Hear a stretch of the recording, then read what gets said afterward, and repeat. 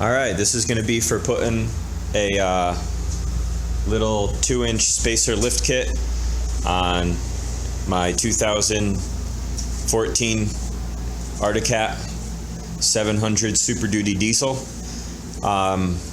Factory tires are 25 inches and I put these on. They're 27s.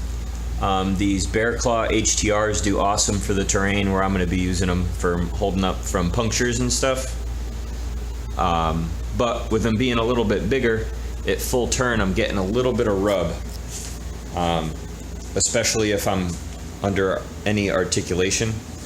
So what my hope is that with the lift kit installed, I'm going to turn down the preload on the suspension all the way and have more of like a 1-inch, maybe 1.5-inch lift, and that will solve my rubbing issue, because I'm not looking to make the thing huge, but I did want a little extra ground clearance for making it over rocks and stuff out at the ranch. This is actually the lift kit here. All they are is aluminum spacers. I bought these off eBay. They got them Amazon, motorcycle shop, stuff like that. I mean, they're cheap. I think I paid like 20 bucks shipped for them. Nothing fancy, just goes on top of the shock, and that's what I'm going to do here. Alright, here's the tools. Flathead screwdriver, brass hammer just helped with some things, the oil for oiling up the bolts, and the spring compression tools. You probably won't need this. I have a bolt that I drilled myself to help hold some of the plastics on.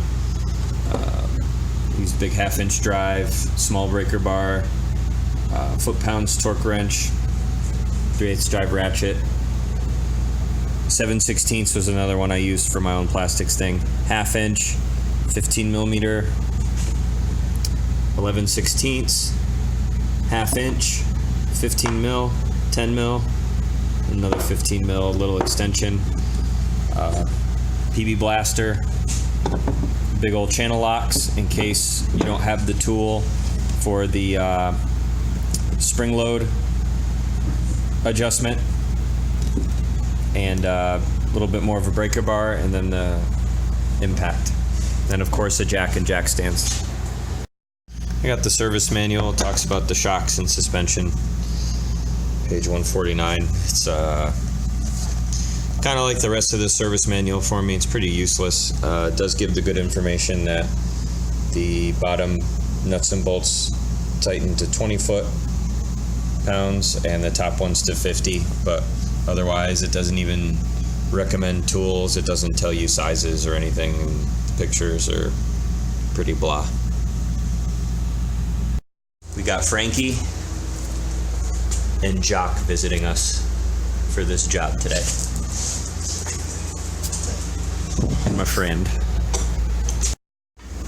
Alright, got it jacked up in the middle with the park brake set. Got the 11/16. That's your lug nut size. Take the wheel off, start removing the shock.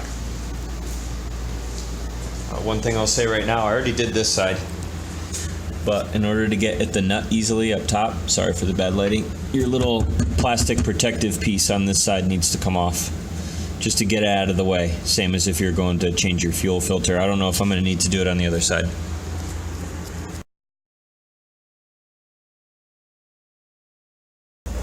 Who knows how long these have been sitting on here, so I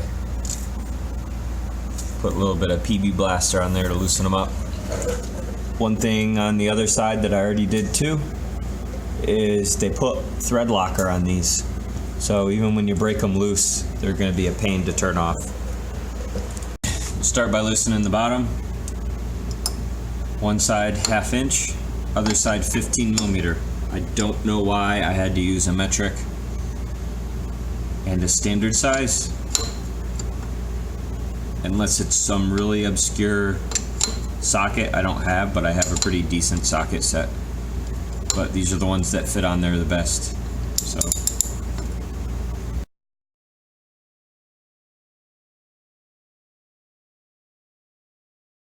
All right, what I should have did before taking that off, but you can still do it, is this is the wrench that comes with it, the machine for like loosening the preload. You want to loosen it all the way down just to take a little extra tension off the spring.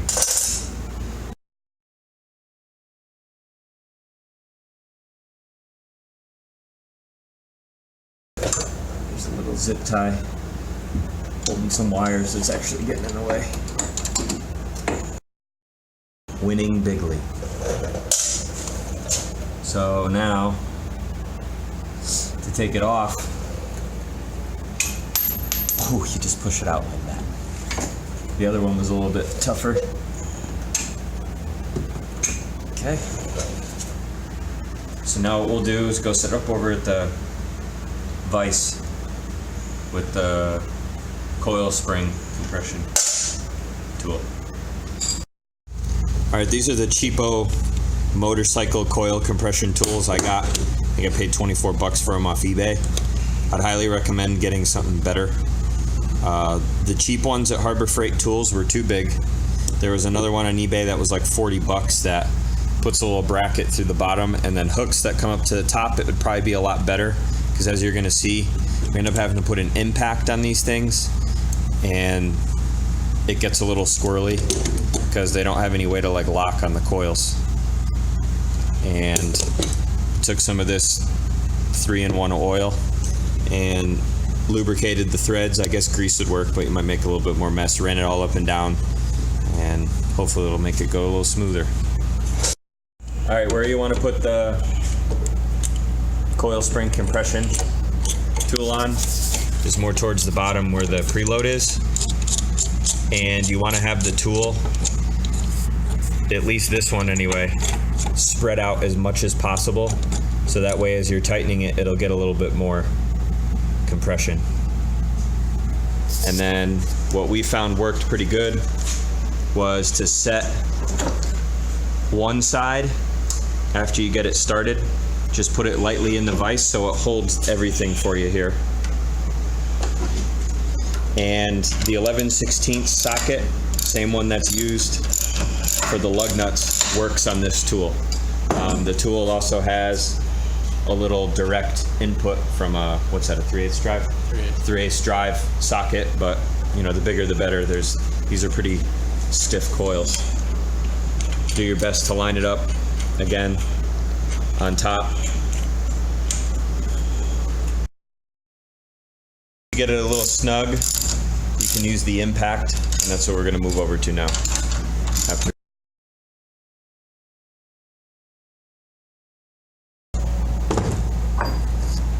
All right, then take the spacer and see if it's going to fit.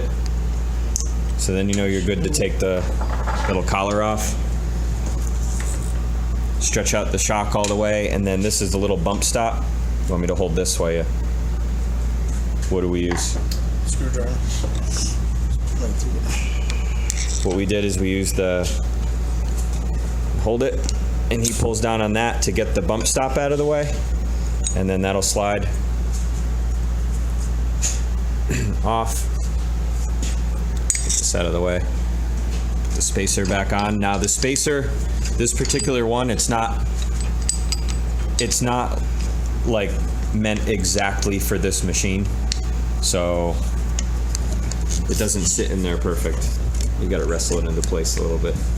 Might need to compress a little more. Compress it just a little more.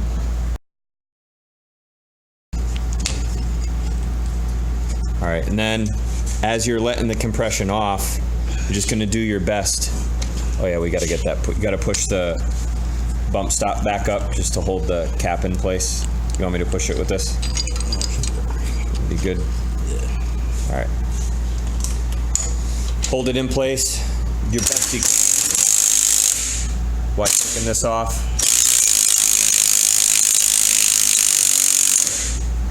And you want to decompress them.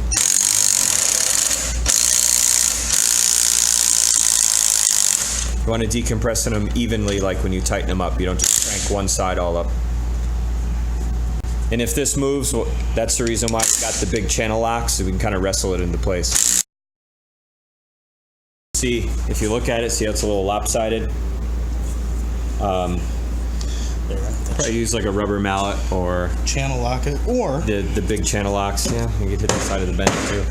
Because it's got you figure there's no load at all on it right now, even though there's the coil spring. When you have the weight of the machine, once it's in place, it shouldn't move very much, hopefully.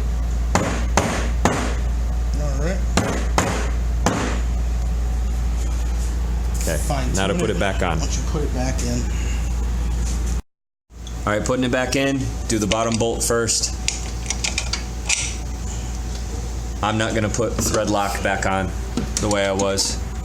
While that bolt is in, use the screwdriver to get the top piston lined up pretty darn close to where it's gonna go. Obviously with the A-arm and everything dropped down. So hold it up.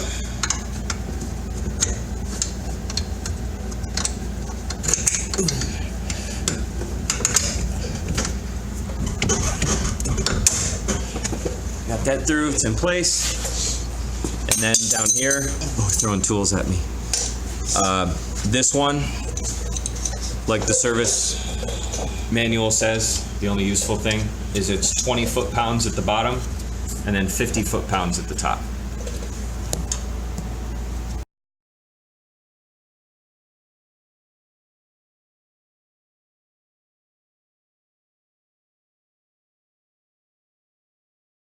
Actually, before putting the wheel on, big channel locks, like I was saying, it kind of doesn't sit in place that great with the weight off.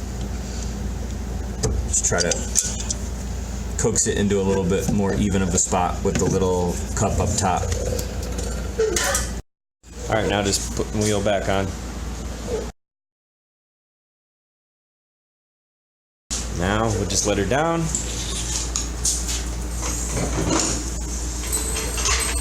Definitely sits up a little bit higher. I should have taken a measurement to show you, but I think just looking at it from before. And right now we're only done with the front. So next is gonna be the rear. All right, so the only thing that's really different in the back, besides the tire being bigger and all that, is right here, different size nut. It's a 10 millimeter. Same 20 foot-pounds. Same process. The only other note is this one will drop, the A-arm and stuff will drop a little bit farther. Be real careful not to just let it slam down because you could rip your boots.